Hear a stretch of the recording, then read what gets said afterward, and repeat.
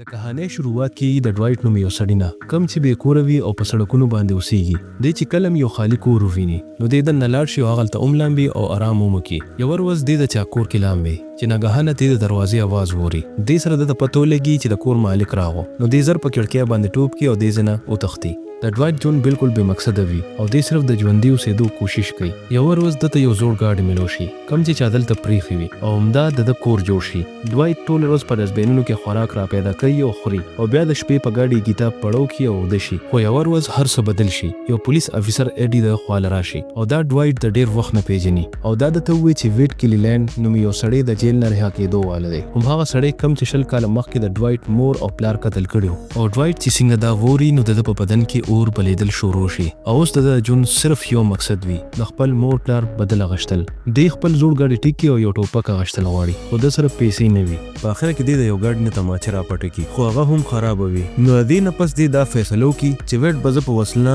بلکې په لاسونو مړ کوم د دې نه پس دی د ویټ د جیل نه بهر راوتو انتظار کوي په دغه دوران کې ویټ د جیل نه روزي او خپل خاندان والو سره خوشحالي مناوي ډوایټ چې دی ویني نو ډېر غوسه شي دی پسې رستو روان شي خو چې کله ویټ بار ته یوازې لاړ شي نو ډوایټ ته چې څنګه مکمل وشي نو په ده حمله وکړي او د ډېرې سختې جګړې نه پس ډوایټ ویټ په چاقو باندې ووهي او دی مړ شي ډوایټ د وینو لت پت د دغه ځای نه وتښتي او د ویټ خاندان ته ډېر زر پتو لګي چې څه نه څه شوي دي ډوایټ د ویټ ګاډي کیني او دې ځای نه وتښتي خو لږ ساعت پس دته پتو لګي چې په ګاډي کې د ویټ وراره ویلیم هم ناست دی ویلیم په چغه باندې ته ووایي چې تا زما تره ولې مړ کړو نو ډوایټ درته ووایي چې ده زما مور پلار وژلي نو دې سره ویلیم ډېر زیات ویریږي او د دې ځای نه وتښتي ډوایټ ډېر په سوچ کې پروزي چې داسې نه چې ما د بل جرم په خپل سره غشتي وي د دې نه پس دی د خپل خور سیم کور ته لاړ شي سیم چې دی ویني نو ډېر زیات خوشاله شي او چې کله ورته حقیقت پته ولګي نو ډېر ویریږي دا درته ووایي چې د ویټ خاندان ډېر زیات خطرناک دی ډوایټ دې سره پوه شي چې اوس د خور او د هغې د بچو ژوند په خطره کې دی نو دی خپلې خور ته ووایي چې زر تر زر تاسو دا ښار پرېږدئ او د دې ځای نه لاړ شئ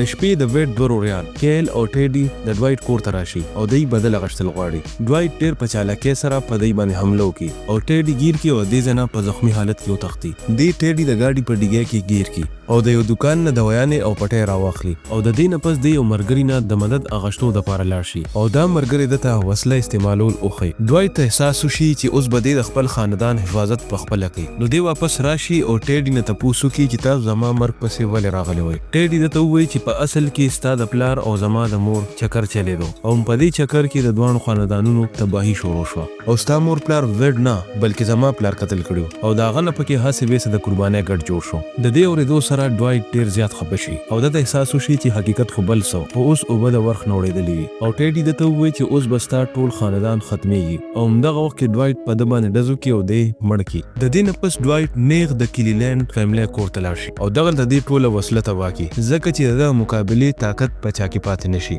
او دی بیا دغلته کیني او د هغې د راتلو انتظار کوي خو چې کله کلیلینډ خاندان واپس راشي نو ډوایټ دې ته ووایي چې زما دښمني صرف ستاسو پلار سره وه او زه نه غواړم چې تاسو ټول مړه شئ خو که چېرې تاسو زما خور او د هغې بچو سره لاس هم ولګولو نو تاسو کې به زه یو هم ژوندی پرېنږدم په دې دوران کې ویلیم راشي او په ډوایټ باندې ډز وکړي د ډېر زخمي کېدو باوجود هم ډوایټ خپل بدل واخلي او په آخره کې د ویټ ټول خاندان مړ شي او صرف ویلیم پاتې شي چې په حقیقت کې د ډوایټ مېرنۍ رو خیږي او ډوایټ دې معاف کړي او په آخره کې دې خپله خور او د هغې بچي د همیشه دپاره محفوظ کړي دې بدل خو هم واخلي خو هغې سره سره د خپل روح بوج هم ختم کړي او همدې سره دا کهاني دلته ختمه شي اوس که چېرې تاسو له دې ویډیو مزه در کړې وي دا ویډیو ضرور لایک کړئ او چینل هم سبسکرایب کړئ ملاویږو به د یو نوي ویډیو سره تر هغې پورې د الله په امان